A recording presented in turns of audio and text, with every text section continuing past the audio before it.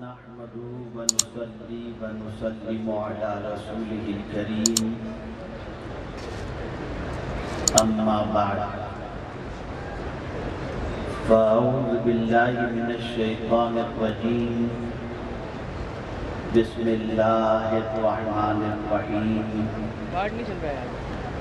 قل إنما أعظكم بواحدة أن تقوموا لله مثنى وفرادا ثم تتفكروا صدق الله العظيم. قابل سر تکریم محسن قوم و ملت، معمار قوم و ملت، ہمدرد قوم و ملت، حضرت علامہ سید پیر غلام حسین باپو صاحب قبلہ مرکز اللہ العالی منبر رسول پر جلوہ گر علماء ذوی احترام، حاضرین و حاضرات برد، السلام علیکم ورحمۃ اللہ وبرکاتہ. میرے پیارے آقا صلی اللہ علیہ وسلم کے پیارے دیوانوں، آیہ کریمہ کے جس حصے کی تلاوت کا میں نے شرف حاصل کیا اس سے متعلق کچھ معروضات پیش کرنے سے پہلے آقا کریم رؤوف الرحیم علیہ التحیۃ والتسلیم کی بارگاہ بے کس پناہ میں جس طریقے سے میں پڑھا ہوں عقیدت و محبت میں ڈوب کر اسی طریقے سے درود و سلام کا نذرانہ پیش کریں. الصلاۃ والسلام علیک یا رسول اللہ، الصلاۃ والسلام علیک یا حبیب اللہ، الصلاۃ والسلام علیک یا نبی اللہ، الصلاۃ والسلام علیک یا نور اللہ، والسلام علیک یا وعلی آلک و اصحابک یا حبیب اللہ، صلی اللہ تعالی علیہ وآلہ وسلم.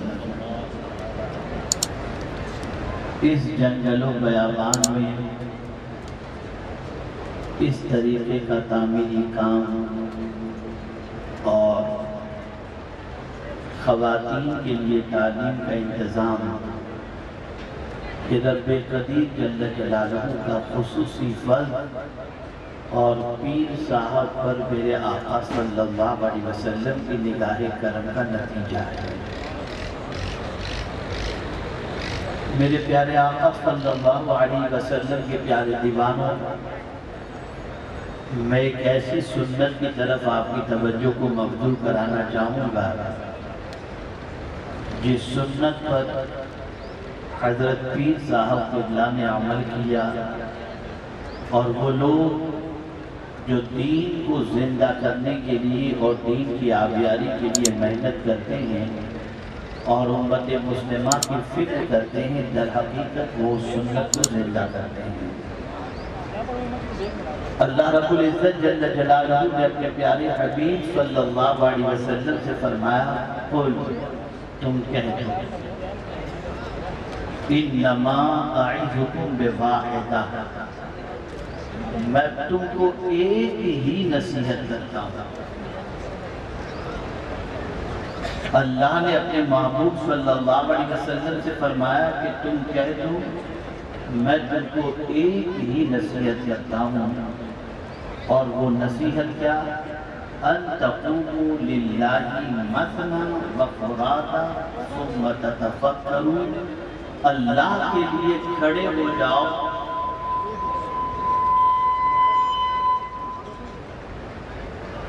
اللہ کے لیے کھڑے ہو جاؤ، دو یا ایک.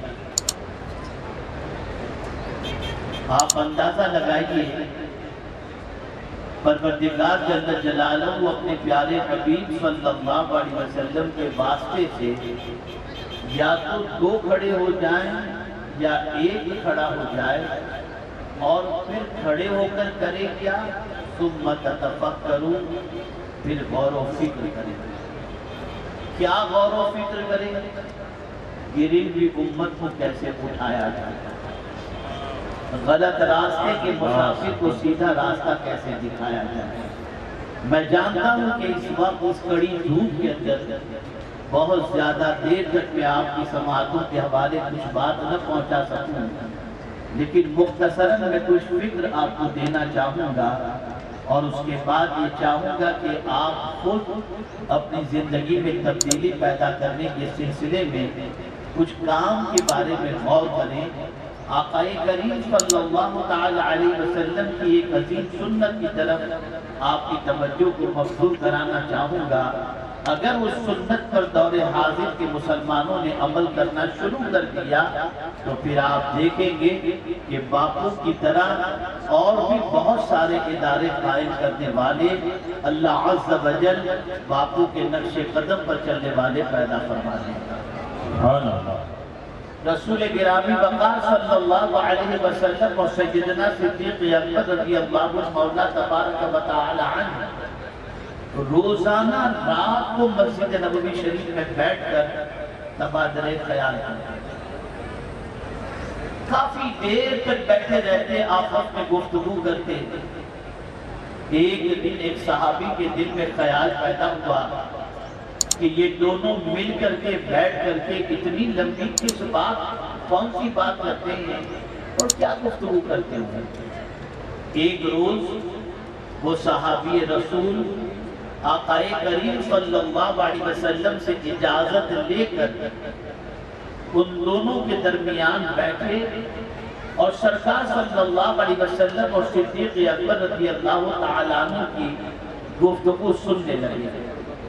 آقا کریم صلی اللہ علیہ وسلم اور صدیق اکبر رضی اللہ تعالیٰ عنہ جو گفتگو کر رہے تھے وہ گفتگو کا سلسلہ جاری رکھا، اور جب گفتگو ختم ہوئی اور آقا کریم صلی اللہ علیہ وسلم اپنے دولت قدے کی طرف جب بڑھے تو صدیق اکبر سرکار صلی اللہ علیہ وسلم کو چھوڑنے کے لیے سرکار کے ساتھ چلے، وہ صحابی بھی ساتھ چلے۔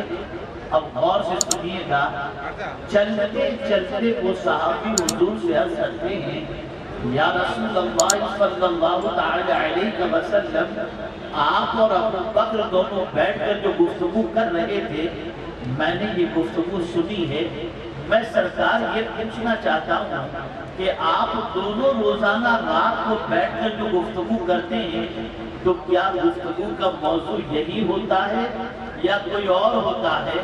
سرکار دو عالم صلی اللہ علیہ وسلم نے فرمایا، تم نے جو بات سنی وہی ہماری گفتگو کا موضوع ہوتا ہے۔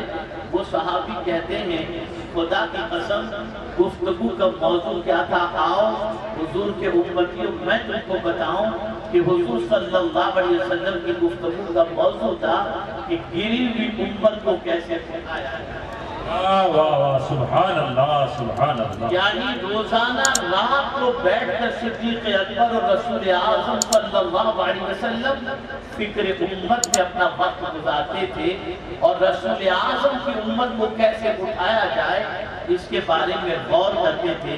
آج امت مسلمہ کی راتیں گزرتی ہیں گپ شپ کے اندر، آج راتیں گزرتی ہیں دنیاوی باتوں کے اندر، لیکن رسول اعظم صلی اللہ علیہ وسلم کی اس سنت کو اگر اپنا لیا گیا ہوتا تو آج یقین کے ساتھ میں کہہ سکتا ہوں کہ آج جو ہماری پوزیشن ہے وہ پوزیشن قطعی طور پر نہ ہوتی۔ آپ اندازہ لگائیں کہ اللہ عز و جل کے لیے قرآن نے کہا کھڑے ہو جاؤ اللہ کے لیے، ایک سید غلام حسین باپو مدثر العالی کھڑے ہوئے تو آپ اندازہ لگائیں کہ آج اس جو ہے صحرا کے اندر انہوں نے گلستان بنا دیا، اور یہ ایک ہی نہیں بلکہ کتنے ادارے انہوں نے قائم کر دیے۔ اور آپ کو میں یہ بتاؤں تو غلط نہ ہوگا، اللہ عز و جل اسی کام کو عروج تک پہنچاتا ہے جس کام کے اندر عمارتیں نہیں نیت دیکھی جاتی ہے۔ باپو کی نیت اتنی اسٹرانگ تھی کہ وہ قدم بڑھاتے گئے، مولا نے ان کا ساتھ دیا اور لوگوں کے پیچھے پیچھے چلنا شروع ہو گیا۔ سبحان اللہ سبحان اللہ، نعرہ تکبیر، نعرہ رسالت۔ علماء اہل سنت تحریک صدیقی اے رسول اعظم صلی اللہ علیہ وسلم کے دیوانوں، اپنی فکر کرنا، اپنی اولاد کی فکر کرنا، یہ بھی کوئی فکر کی بات ہے؟ یہ تو ہر کوئی کرتا ہے۔ ایک کتا بھی اپنی اولاد کی فکر کرتا ہے اور خود کی فکر کرتا ہے۔ کمال کی بات تو یہ ہے کہ حضور کی امت کی فکر کی جائے، حضور کی امت کا بھلا چاہا جائے۔ آپ اندازہ لگائیں رسول رحمت صلی اللہ علیہ وسلم کے اس درد کو، اس فکر امت کے جذبے کو صحابہ بھی جانتے تھے، اس فکر امت کے جذبے کو فرشتے بھی جانتے تھے۔ یہی وجہ تو تھی کہ جب رسول اعظم صلی اللہ علیہ وسلم شب معراج تشریف لے جاتے ہیں تو آپ جانتے ہیں جب سدرۃ المنتہا پر حضرت جبریل امین رک جاتے ہیں اور آگے جانے کی جسارت ان میں نہیں ہوتی، اور یہی ان کے لیے آخری پڑاؤ تھا، آخری منزل تھی۔ اللہ اکبر! تو میرے آقا صلی اللہ علیہ وسلم نے جبریل امین سے پوچھا تھا، حل لک حاجت یا جبریل، اے جبریل تیری کوئی حاجت ہو تو بیان کر، قربان جائیے۔ جبریل جانتے تھے آگے کا سفر میں نے نہیں کیا، اگر میں کہہ دوں کہ حضور مجھے ساتھ لے چلو تو سرکار لے جانے کی صلاحیت رکھتے ہیں، لیکن آقا کریم صلی اللہ علیہ وسلم کی بارگاہ میں حضرت جبریل امین نے یہ نہیں کہا، حضور میں نے لامکان کی سیر نہیں کی، مجھے ساتھ لے کر کے جائیے، بلکہ حضرت جبریل امین سرکار کو خوش کرنے کے لیے اگر کہتے ہیں تو یہ کہتے ہیں، سرکار میری ایک ہی حاجت ہے، جب آپ کی امت پل صراط سے گزرے تو میں اپنے پروں کو بچھا دوں۔ سبحان اللہ، سبحان اللہ۔ ماجرا کیا ہے؟ امت حضور کی ہے، پر بچھانے کی بات جبریل کر رہے ہیں تو جواب ملے گا، اگر حضور کو خوش کرنا ہے تو حضور کی امت کا بھلا چاہو، حضور راضی۔ سبحان اللہ، سبحان اے اللہ۔ رسول اعظم صلی اللہ علیہ وسلم کے دیوانوں، سب سے بڑا بھلا کیا ہے؟ سب سے بڑی چیز کیا ہے؟ اس امت کی خیر خواہی کیا ہے؟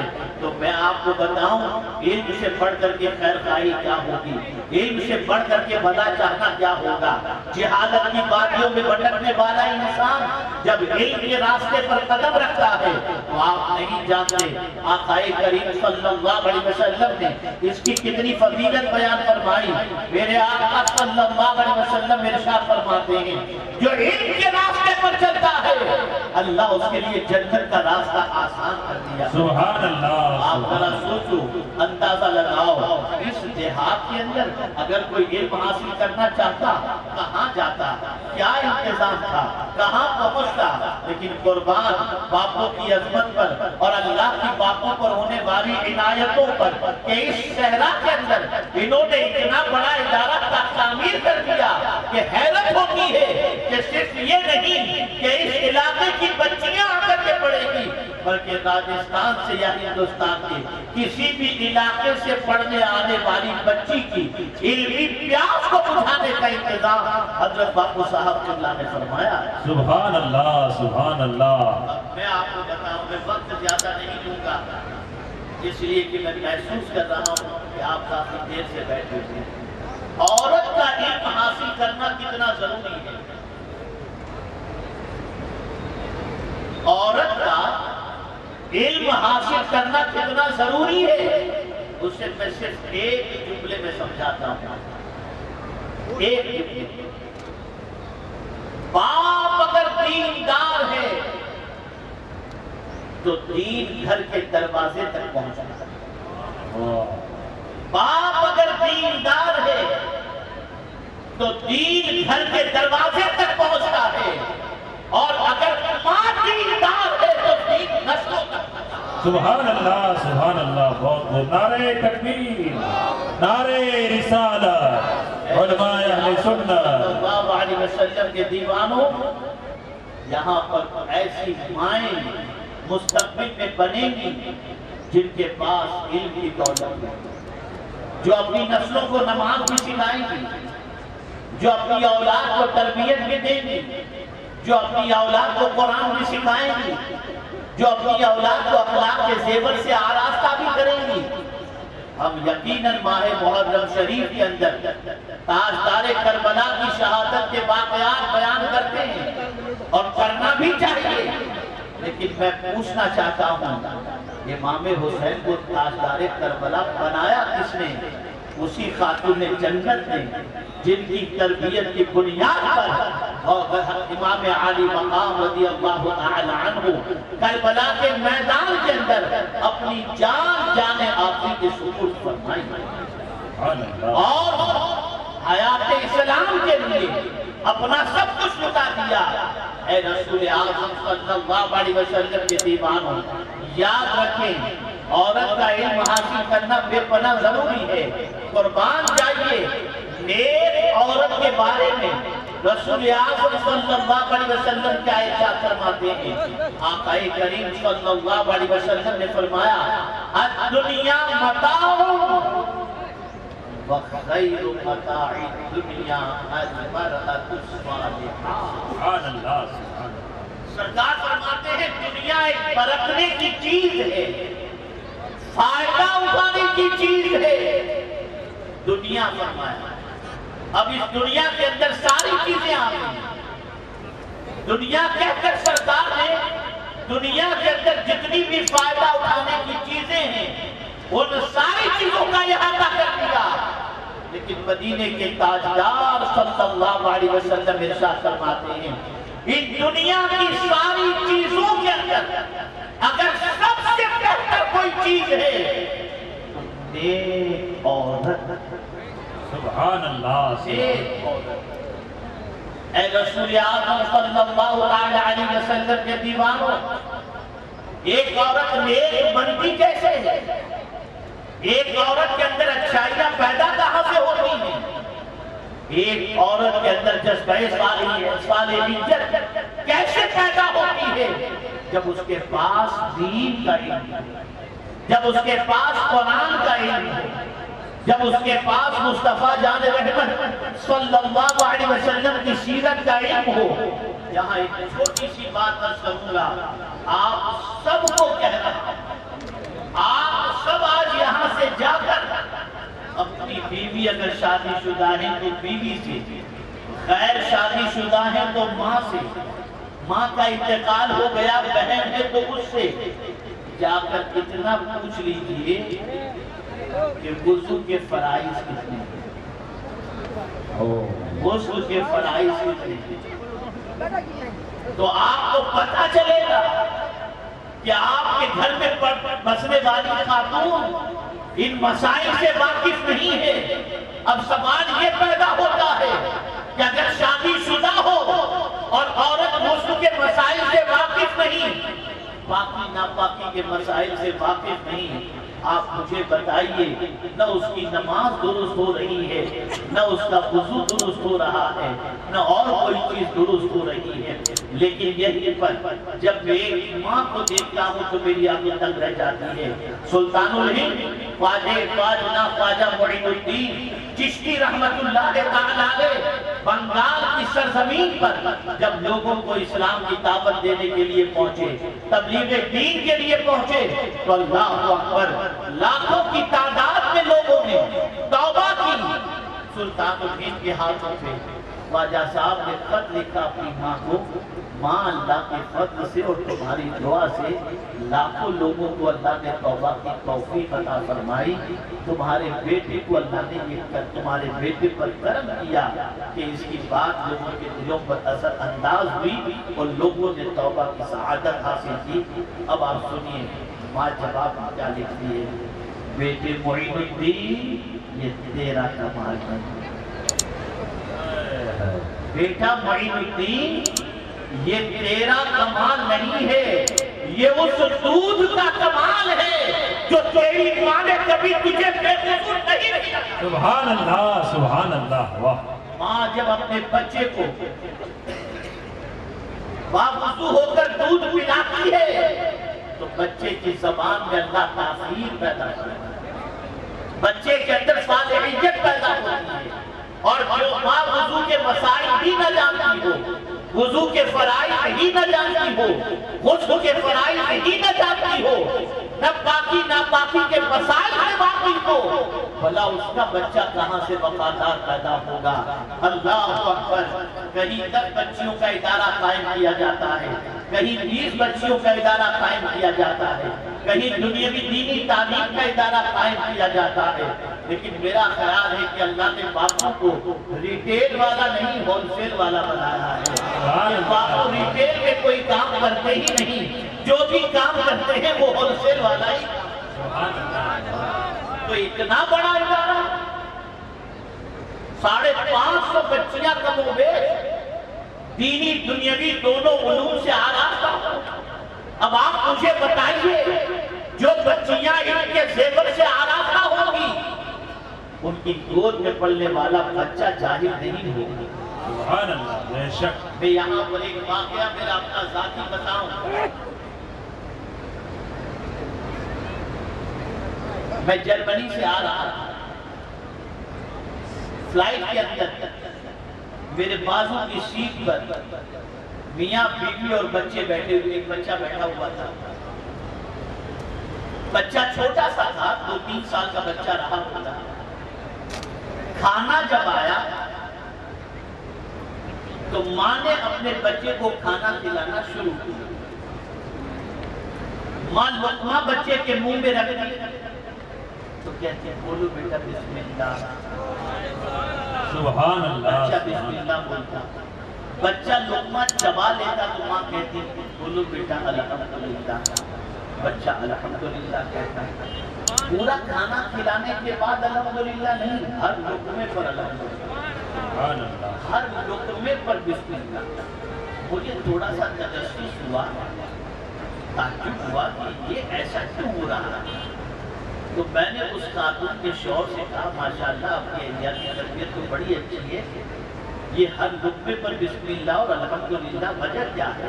تو وہ خاتون ہی بیچاری بول پڑی، مولانا صاحب میں آج کا دور دیکھ رہی ہوں، آج پیٹ بھر کر کھانے والا بندہ جو ہے نہ شروع میں بسم اللہ پڑھتا ہے نہ آخر میں الحمدللہ پڑھتا ہے، خوب دبا کے کھا لیتا ہے، نہ اللہ یاد شروع میں نہ اللہ یاد بعد میں۔ میں اپنے بچے کو ہر لقمے پر بسم اللہ اور الحمدللہ اس لیے پڑھا رہی ہوں کہ بڑا ہونے کے بعد اگر ایک بار ہر لقمے پر نہیں تو کم از کم پورا کھانے کے بعد تو الحمدللہ پڑھ لے۔ سبحان اللہ، سبحان اللہ۔ اے رسول اعظم صلی اللہ علیہ وسلم کے دیوانوں، یہ کوئی چھوٹا کام نہیں ہے جسے آپ بس یوں ہی دیکھ اور خراج تحسین پیش کر کے نکل جائیں۔ یہ وہ کام ہے جس کام کی بنیاد پر نسل تعمیر ہوگی، جس کام کی بنیاد اس شاخ رسول کی جماعت تیار ہوگی، جس کام کی بنیاد پر اگر میں یہ کہوں تو غلط نہ ہوگا کہ آج جو معاشرے کے اندر مسلمانوں کی جو پہچان بن گئی ہے غلط طریقے کی، اس غلط طریقے کی پہچان کو مٹانے کے لیے ان اداروں سے نکلنے والی بچیوں کے بچے دنیا کو بتائیں گے تم جو کہتے ہو وہ نہیں ہے، ذرا ہماری بھی زندگی دیکھو، ہم نے مصطفیٰ پیارے کا دین حاصل کیا۔ سبحان اللہ، سبحان اللہ۔ یہ بہت بڑا کام ہے، بہت بڑا کام ہے، اور یاد رکھیں کم و بیش مدینے میں 139 کے قریب فقہا موجود تھے۔ ان 139 فقہا میں سرکار کے زمانے میں 16 سب سے بڑے فقیر، سب سے بڑے، ان 16 فقہا کے اندر ام المؤمنین حضرت عائشہ صدیقہ رضی اللہ عنہا۔ سبحان اللہ، سبحان جب صحابہ کسی مسئلے میں پریشان ہوتے اور حل نہ نکلتا تو پس پردہ ام المؤمنین سے مسئلہ پوچھ لیتے تھے اور صحابہ کے مسئلوں کا حل ام المؤمنین عطا کیا۔ سبحان اللہ، سبحان یہاں سے اللہ۔ یہ بات سمجھ میں آئی، اسلام صرف مردوں ہی سے نہیں پھیلا ہے بلکہ اسلام کو پھیلانے کے اندر، تعلیمات قرآن پھیلانے کے اندر خواتین کا بھی بڑا کلیدی رول رہا ہے۔ بلکہ اگر یہ کہوں تو بے جانا ہوگا، سب سے پہلے چہرے نبوت اگر کسی نے دیکھا تو مرد نے نہیں، عورت نے۔ سبحان اللہ، سبحان اللہ۔ دیکھا پہلے سب نے تھا حضور کو، لیکن اعلان نبوت کے بعد بحث حضور کے چہرے کو سب سے پہلے کسی نے دیکھا تو وہ حضرت خدیجہ کبریٰ کی ذات۔ سبحان اللہ سبحان تو اللہ۔ حضور پہلے بھی تھے، اعلان نبوت کے بعد اسلام کی راہ کے اندر سب سے پہلے جان دینے والا اگر کوئی ہے تو کوئی اور نہیں، وہ بھی خاتون ہی تھی، حضرت سمیہ رضی اللہ عنہا۔ سبحان اللہ سبحان اللہ۔ آج خواتین کی رسپانسبلٹی بہت زیادہ ہے، اور صرف یہی نہیں کہ خواتین نے یہ کلیدی رول پلے کیا ہے کہ دین کا کام پہنچایا۔ نہروں کو کھدوانا، زبیدہ کی نہر مشہور، سوشل ایکٹیویٹیز کے اندر خواتین کا کلیدی رول رہا ہے۔ آپ ذرا دیکھیں تو تاریخ کے اندر ایسے بے شمار واقعات ملتے ہیں جس میں خواتین نے اپنا کلیدی رول پلے کیا، لیکن چونکہ الیکٹرانک اور پرنٹ اور سوشل میڈیا کے ذریعے خواتین کو صرف بے حیائیاں دکھائی جاتی ہیں اور ان تک اسلام کا پیغام صحیح طور پر نہیں پہنچ پاتا اور اخلاقیات کا درس ان تک نہیں پہنچ پاتا، نتیجتاً ان کی زندگی دوسرے راستے پر چلی جاتی بھی نظر آتی ہے۔ میں سمجھتا ہوں آج آپ اور ہم جتنے خوش ہو رہے ہیں اس سے کئی گنا زیادہ مدینے کے تاجدار سبحان اللہ۔ مولا خوش ہو رہا ہوگا کہ مجھ سے آقا سوچ رہے ہوں گے کہ مجھ سے جوڑنے کے لیے اور میرے رب سے جوڑنے کے لیے میری کنیزوں کو اور میرے امتیوں کو باپو نے ایسا ادارہ قائم کر دیا کہ اب وہاں پڑھنے والی بچیاں گانا نہیں گنگنائیں گی، مدینے کے تاجدار کی نعتیں۔ سبحان اللہ۔ نعرہ تکبیر، نعرہ رسالت، عظمت اسلام، علماء اہل سنت، جامعہ میمونہ۔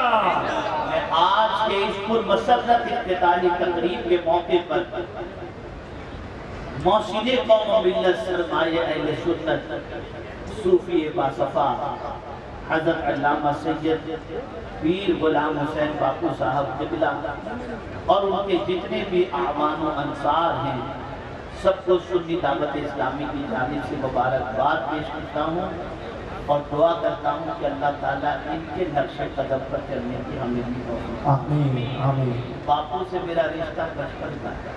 جی واہ سبحان اللہ۔ میں بہت چھوٹا تھا تب باپو تشریف لایا کرتے تھے ہمارے شہر میں، دعائیں دیا کرتے تھے۔ باپو کو بھی میرا بچپنا یاد ہے اور مجھے بھی باپو کی جوانی یاد ہے۔ سبحان اللہ سبحان ایک اللہ۔ مرتبہ باپو نے مجھے یاد فرمایا،